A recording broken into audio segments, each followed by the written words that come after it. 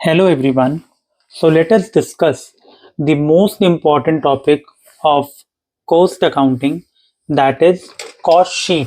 So this sheet is basically, you can say, the first and the foremost and the important topic of cost accounting, that is cost sheet.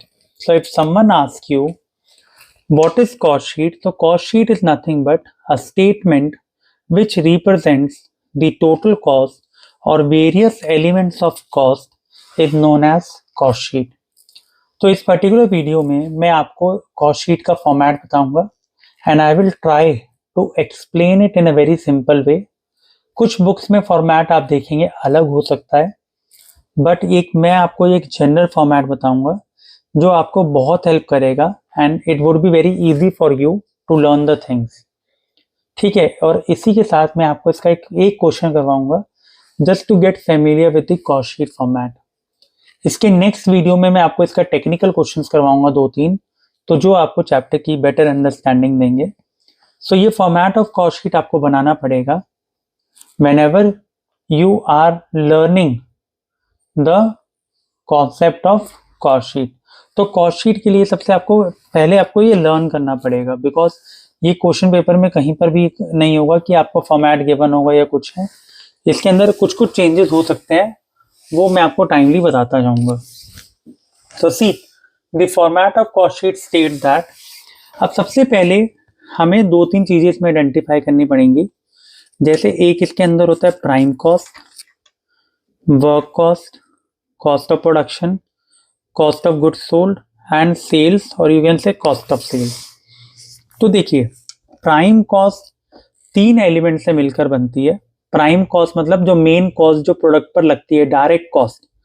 तो उसमें 3 cost आती है. पहला आता है direct material, direct labour और direct wages, ऐसे लिखा होगा, एंड डायरेक्ट एक्सपेंसेस जो प्रोडक्ट पर डायरेक्टली लगती हैं टू गेट इट प्रोड्यूस्ड. ठीक है, तो आप इसमें देख सकते हैं कि जैसे डायरेक्ट मटेरियल मैंने यहाँ पर लिखा हुआ, डायरेक्ट मटेरियल को हम क्या बोलते हैं, रॉ मटेरियल कंज्यूम्ड. या तो हमें डायरेक्ट मटेरियल डायरेक्टली गिवन होगा, वरना हमें निकालना पड़ेगा रॉ मटेरियल कंज्यूम्ड. और इसका फॉर्मूला क्या होता है, opening stock of raw material plus purchases minus closing stock of raw material. तो आप चाहें तो इसको यहीं पर आप सॉल्व करके भी दिखा सकते हैं. इसको सॉल्व करने के बाद जो आंसर आएगा वो हमारा अमाउंट में जाएगा. ठीक है, तो या तो डायरेक्टली गिवन हो, लेकिन अगर ये वैल्यूज गिवन होंगी तो आपको रॉ मटेरियल कंज्यूम निकालना पड़ेगा. ठीक है, और ये हमने ऐसे किया भी क्यों, बिकॉज कॉस्ट शीट का मतलब है जो हम प्रोडक्ट बना रहे हैं उस पर कितना मटेरियल लगा. तो जो पहले स्टार्टिंग में मटेरियल पड़ा था वो, प्लस जो हमने मार्केट से परचेज किया वो, दोनों को प्लस किया, और जो बच गया उसको माइनस कर दिया. रीजन बीइंग इज क्योंकि वो हमारे प्रोडक्ट पर लगा ही नहीं. तो जो रॉ मटेरियल लगा हम सिर्फ उसकी कॉस्ट लेंगे. तो डायरेक्टली जो मटेरियल लग रहा है वो हमारा डायरेक्ट मटेरियल में आएगा, ये रॉ मटेरियल कंज्यूम में आएगा. क्वेश्चन में डायरेक्टली गिवन होगा डायरेक्ट वेजेस, और कई बार वो वेजेस की जगह लेबर भी लिख देते हैं. तो जो वर्कर या जो लेबर है वो आपके प्रोडक्ट को डायरेक्टली उस पर काम कर रहा है, तो वो डायरेक्ट वेजेस के अंदर आएंगी. डायरेक्ट एक्सपेंसेस जैसे कैरेज इनवर्ड, फ्रेट इनवर्ड, तो ये जितने भी खर्चे होते हैं, जैसे इसमें मैं आपको एग्जांपल ले लेता हूँ. जैसे कैरेज इनवर्ड जो हम ट्रांसपोर्टेशन वगैरह के लिए यूज करते थे, जो ट्रेडिंग अकाउंट के खर्चे थे, अगर आपको याद होगा जब ट्रेडिंग पेनल बनाते थे तो उनमें से कुछ खर्चे डायरेक्ट एक्सपेंसेस में आ जाएंगे. कुछ बुक्स में ये कैरेज इनवर्ड वगैरह वो मटेरियल में ही ऐड कर देते हैं, बट मैं आपको सजेस्ट करूंगा आप डायरेक्ट एक्सपेंसेस अलग बनाओ, क्योंकि वरना फिर आप कंफ्यूज हो जाओगे कि ऊपर लेना है या नीचे. आप डायरेक्ट एक्सपेंसेस का यही रखिए, रॉ मटेरियल कंज्यूम आप अलग से ऊपर निकालिए. तो जब आप इन तीनों डायरेक्ट एक्सपेंसेस को, मटेरियल, वेजेस एंड एक्सपेंस को ऐड करोगे तो आपको मिलती है प्राइम कॉस्ट. तो prime cost is the summation of all the direct expenses, direct material, wages and expenses. Then ये तो फैक्ट्री के डायरेक्ट खर्चों के बारे में बात हो गई. अब आ जाता है इसके अंदर हम प्राइम कॉस्ट के अंदर ऐड करेंगे फैक्ट्री ओवरहेड्स. ओवरहेड का मतलब ही इनडायरेक्ट एक्सपेंस होता है. प्लीज रिमेंबर, ओवरहेड का मतलब ही क्या होता है, इनडायरेक्ट. फैक्ट्री के इनडायरेक्ट खर्चे जो मतलब डायरेक्टली मटेरियल पे नहीं लग रहे, बट फिर भी हम उसको फैक्ट्री में ही खर्चा कर रहे हैं उसका. इसके लिए जैसे हो गया indirect material, indirect labour, depreciation on plant and machinery, fuel and power. तो बेसिकली क्या है, ये जो खर्चे हैं ये सारे, ये हमारे किसके अंदर आएंगे, फैक्ट्री ओवरहेड्स के अंदर। एक क्वेश्चन मैं आपको इसका नेक्स्ट वीडियो में करवाऊंगा जहां पर इसके अलग अलग टाइप्स गिवन होंगे, बट जनरली क्वेश्चन में ये डायरेक्टली भी गिवन होता है फैक्ट्री ओवरहेड्स। तो इनडायरेक्ट मटेरियल, इनडायरेक्ट जो भी खर्चे होंगे जो फैक्ट्री में लगे लेकिन डायरेक्टली प्रोडक्ट पे नहीं लगे, जैसे depreciation on plant and machinery, fuel and power, तो वो हमारा फैक्ट्री ओवरहेड में बनेगा।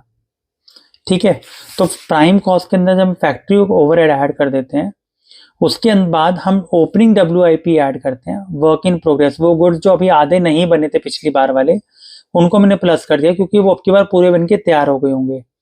और माइनस क्या करना है, क्लोजिंग WIP। हम क्लोजिंग माइनस क्यों करते हैं, बिकॉज ये जो गुड्स हैं जो आधे बने हैं या जो रॉ मटेरियल है जो अभी क्लोजिंग स्टॉक में पड़ा हुआ है, इसका मतलब वो हमने इस ईयर के अंदर या इस पीरियड के अंदर हमने इसको यूज नहीं किया, तो हम उसकी कॉस्ट माइनस कर रहे हैं। तो इसलिए WIP जो बच गए आधे गुड्स, भाई WIP का मतलब क्या होता है, वो गुड जो पूरे बन के तैयार नहीं हुए, तो क्लोजिंग उसका कोई स्टॉक पड़ा हुआ है तो हम उसको माइनस करेंगे बिकॉज वो अब की बार हमने यूज ही नहीं किए, तो हमें मिलेगी वर्क कॉस्ट।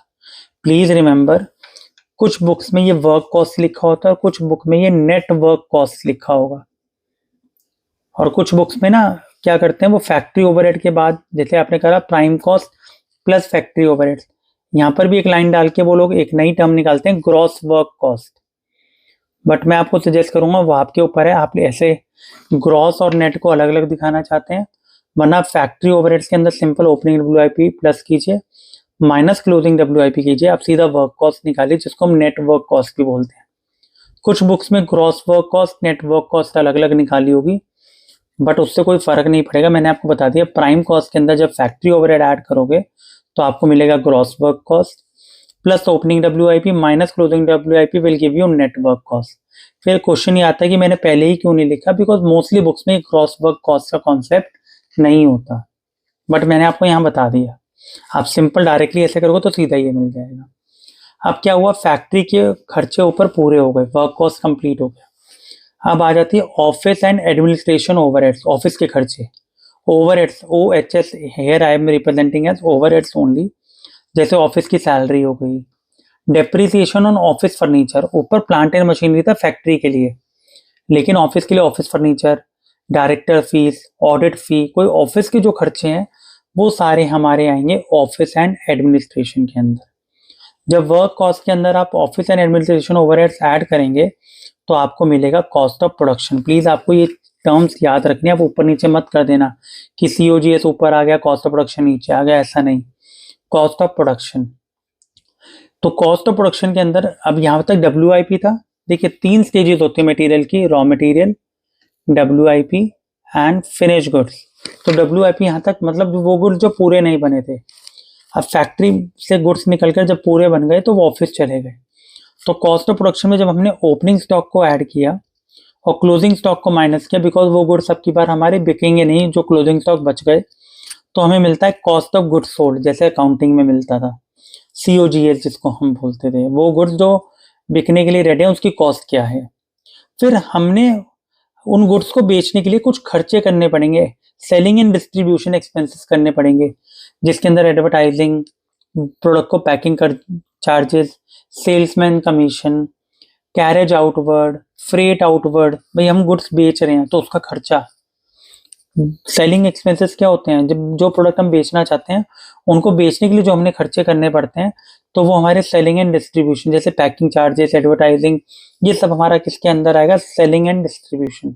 प्लीज कमीशन वाला ऑफिस एंड एडमिनिस्ट्रेशन में मत लिख देना, वहाँ सैलरीज वगैरह आती हैं, लेकिन सेल्समैन वगैरह की सैलरी वगैरह किस में आएंगी, कमीशन वगैरह किस में आएंगी, सेलिंग एंड डिस्ट्रीब्यूशन में। फिर इससे हमें मिलेगी कॉस्ट ऑफ सेल्स। तो कॉस्ट ऑफ सेल्स रिप्रेजेंट करती है हमारी टोटल कॉस्ट, जो माल या जो प्रोडक्ट हम बेच रहे हैं उसकी टोटल कॉस्ट किससे मिलेगी, यहाँ पे कॉस्ट ऑफ सेल्स से। मैं कहता हूँ मेरी कॉस्ट ऑफ सेल्स 80,000 आई, जो मैं सेल कर रहा हूँ उसकी कॉस्ट 80,000 आई इन सब खर्चों को मिलाकर। फिर 20,000 में कहता हूँ मुझे प्रॉफिट रखना है, तो इसका मतलब वो माल मुझे कितने में बेचना पड़ेगा, 1 लाख रुपीज में, तो वो हमारा सेल्स आ गया। तो कहने का मतलब हमारा क्या है कि कैसे याद रखना है, डायरेक्ट एक्सपेंसेस को ऐड करेंगे तो प्राइम कॉस्ट, फिर फैक्ट्री ओवरहेड और WIP का ट्रीटमेंट करेंगे तो आपको मिलेगा वर्क कॉस्ट। फिर ऑफिस के खर्चे अगर आप ऐड करेंगे तो आपको मिलेगा कॉस्ट ऑफ प्रोडक्शन।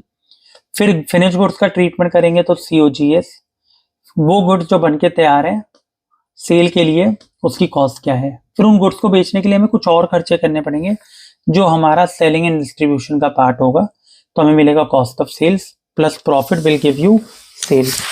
तो ये हमारा जो था, this is the full fledge format of cost sheet. I would suggest आप वीडियो देखते देखते ही इसको लर्न कीजिए और कोशिश कीजिए अपनी नोटबुक में उतारने का, उसके बाद ही आप क्वेश्चन करना। और जब आप क्वेश्चन करना स्टार्ट करेंगे तो please don't look out for the format again and again bye turning the pages. आप एक बार इसको, बिकॉज कोई ज्यादा बड़ा मैंने नहीं लिखवाया और सिंपल तरीके से मैंने आपको ये एक्सप्लेन किया है। तो अब इसकी बेटर अंडरस्टैंडिंग के लिए मैं आपको इसका एक बेसिक क्वेश्चन करवाता हूँ। See, let us discuss with the question number 1, that is cost sheet question। इस वीडियो में मैं आपको ये क्वेश्चन करवाऊंगा, नेक्स्ट वीडियो में आपको 2-3 क्वेश्चन और करवाऊंगा फॉर द बेटर अंडरस्टैंडिंग, वो थोड़ा टेक्निकल पार्ट होगा। तो लेट अस रीड आउट। मैंने क्वेश्चन आपके लिए पहले यहाँ पर प्रिंट कर दिया है। तो mister A furnishes the following relating data relating to manufacture of a certain standard product during the month of January 2022। तो 1 मंथ का डेटा हमें गिवन है। Raw material purchase 15,000, opening stock of raw material 4,000, closing stock 5,000, जैसे मैंने आपको वहां discuss किया था। तो ये वाला पार्ट हमें रॉ मटेरियल कंज्यूम करने में हेल्प करेगा। Direct labour cost directly given है। Machine hours worked 900 hours, machine hour rate 5, carriage inward 1,000, administration overheads 20% of work cost, selling overhead 50 पैसे पर unit sold, unit produced 17,100, units sold 16,000, and opening stock of finished goods 2,000 units at 150 per unit, and selling price per unit is 4. You are required to prepare a cost sheet and a statement showing profit। तो profit तो हमें इसमें दिखाई देंगे कैसे आएगा। So same question है। तो सबसे पहले हम क्या निकालते हैं, जैसे कॉस्ट शीट में हमने पर्टिकुलर और अमाउंट का एक ही फॉर्मेट बनाना है, सिर्फ ये वाला। तो मैं सबसे पहले आपको बताया था हम क्या लिखेंगे, डायरेक्ट मटेरियल। तो डायरेक्ट मटेरियल का क्या फॉर्मूला आपने पढ़ा था, आपको बताया भी था डायरेक्ट मटेरियल का फॉर्मूला, या रॉ मटेरियल कंज्यूम का फॉर्मूला हमारा क्या था। तो सी हमारा क्या फॉर्मूला था, opening stock plus purchases minus closing stock. तो कुछ बुक्स में तो ये इन्होंने ऐसे यहां पर लिखेंगे ओपनिंग स्टॉक, तो मैं भी लिख देता हूं how much is the opening stock of raw material, क्योंकि कुछ बुक्स में लिखा हुआ है। तो which is given to us 4,000, ठीक है, plus purchases it is given to you 15,000 minus closing stock of raw material. So how much is the closing stock given to us? 5,000। ठीक है, तो आप चेक कर सकते हैं हमारा कितना आया, 14,000। तो ये हम कह सकते हैं रॉ मटेरियल कंज्यूम भी आप इसको बोल सकते हो, डायरेक्ट मटेरियल, बट हम इसको रॉ मटेरियल कंज्यूम भी बोल सकते हैं। 14,000 आ गया। आप चाहें तो आप ऐसे नहीं लिखना चाहते, आप एक बार फॉर्मूला लिख के यहीं नीचे सॉल्व करके सीधा वैल्यू भी लिख सकते हैं यहाँ पे। तो हमने ये वाली वैल्यू, ये वाली वैल्यू, ये वाली वैल्यू लिख ली इसमें। फिर आया डायरेक्ट लेबर कॉस्ट, वो सेम एज इट इज आएगा, डायरेक्ट लेबर कॉस्ट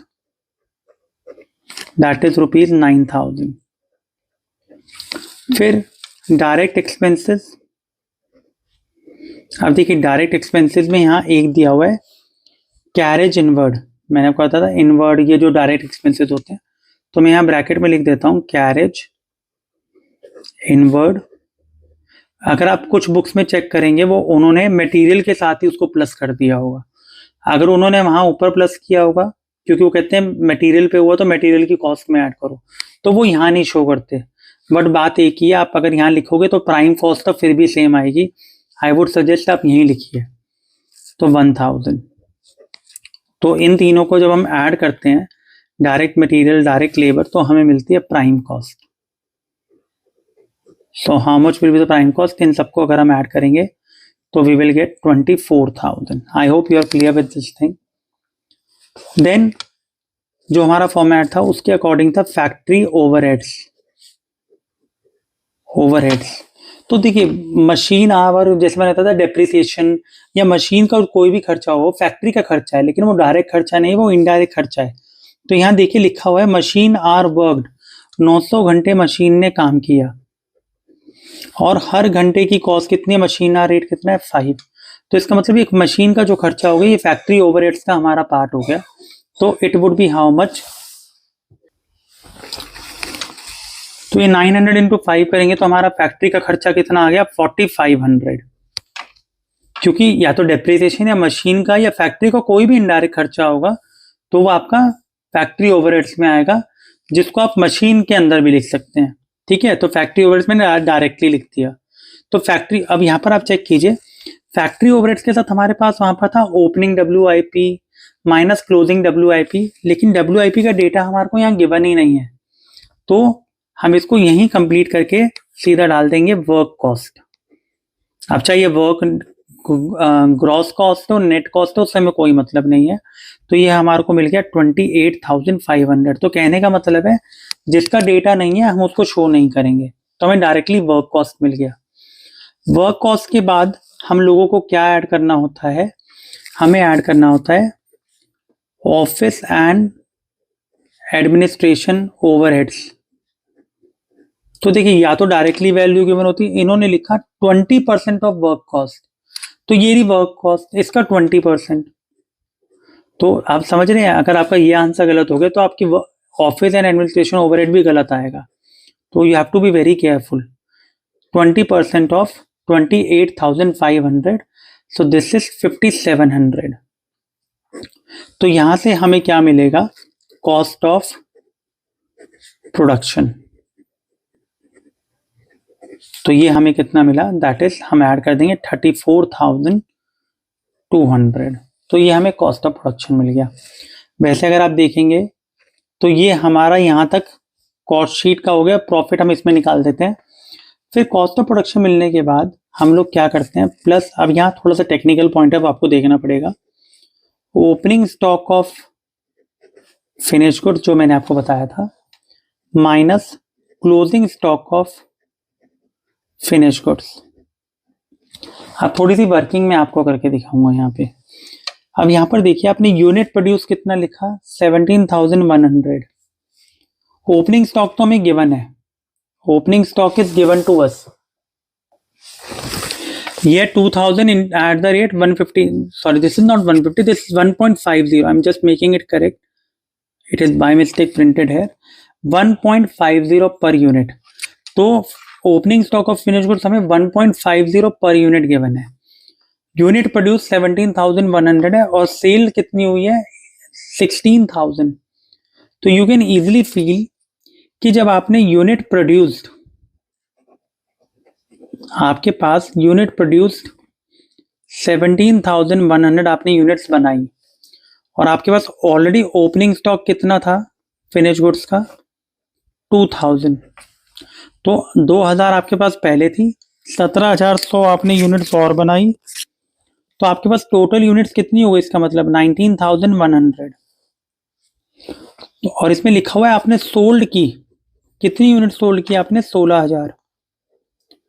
तो कहने का मतलब ये है आपके पास कितना क्लोजिंग स्टॉक बच गया यूनिट्स का, दैट इज 3,100. तो देखिए टेक्निकल पार्ट था ये भाई, मैं दोबारा एक्सप्लेन कर देता हूँ. हमारे पास फिनिश गुड्स का ओपनिंग स्टॉक 2,000 था, 17,100 यूनिट हमने और बनाई, तो टोटल यूनिट्स हमारे पास कितनी हो गई 19,100. और वो कह रहे हैं 16,000 यूनिट्स आपने इसमें से बेच दी, तो मतलब बाकी जो बची वो क्या है, फिर वो closing stock of finish goods हैं. तो हमें ये याद रखना पड़ेगा. तो जब ओपनिंग है तो क्लोजिंग के चांसेस भी हैं कि वो होगा, क्योंकि ओपनिंग तो इन्होंने डायरेक्टली गिवन है. तो मैं सीधे लिख देता हूँ 2,000 इंटू 1.50. तो ये तो 3,000 मैंने इसके अंदर प्लस कर दिया, लेकिन क्लोजिंग स्टॉक कितना होगा, तो वो यूनिट मेरे पास आ गई दैट इज 3,100. लेकिन रेट नहीं पता मुझे, क्योंकि जनरली रेट गिवन होना चाहिए. तो कुछ लोग कहते हैं 1.50 पे ले लो, लेकिन ऐसा नहीं होता। तो आपको क्लोजिंग स्टॉक आपने निकाला, तो आप क्लोजिंग स्टॉक का बेसिकली रेट निकालेंगे, क्योंकि ये आपने प्रोड्यूस की है। ओपनिंग स्टॉक तो होता है पिछले साल की कोई यूनिट थी, उसका आपने रेट कंसिडर किया। क्लोजिंग स्टॉक तो आपका इस साल वाली यूनिट्स में से बचा होगा जो आपने प्रोड्यूस की हैं। आपने कितनी यूनिट्स प्रोड्यूस की हैं, ये कॉस्ट ऑफ प्रोडक्शन जो है ये कितनी यूनिट्स का आया होगा, 17,100 यूनिट्स का आया होगा जो आपने बनाई हैं, और उसकी कॉस्ट कितनी है, 34,200।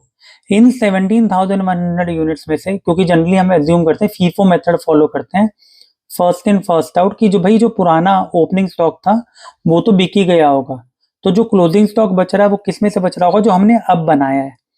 तो 17,100 यूनिट्स बनाने के लिए आपने खर्चा कितना किया, 34,200। तो रेट कितना आ जाएगा फिर, रेट पर यूनिट, तो 34,200 डिवाइड बाय 17,100। तो इसका मतलब एक यूनिट का खर्चा कितने रुपए आ गया, दैट इज 2 रुपीज।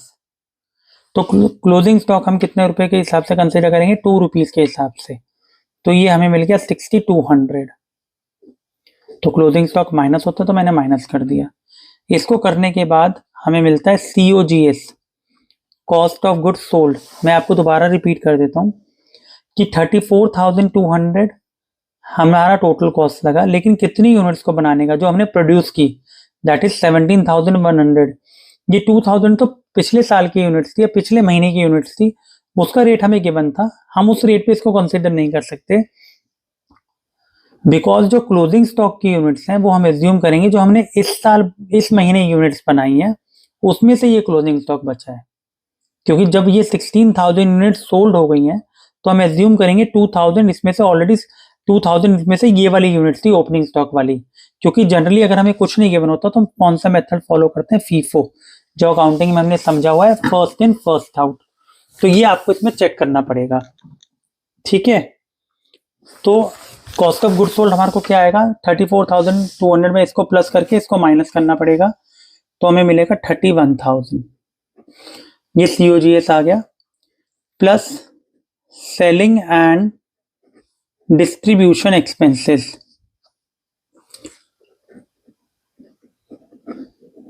ये डायरेक्टली इन्होंने गिवन है हमें, कह रहा है सेलिंग एंड डिस्ट्रीब्यूशन की सेलिंग ओवरहेड्स कितना बोल रहा है, 50 पैसा पर यूनिट सोल्ड। तो कितनी यूनिट बेची है आपने, 16,000। तो 16,000 के हिसाब से 50 पैसे, तो 0.50 हो गया। तो इसका खर्चा कितना हो गया, 8,000।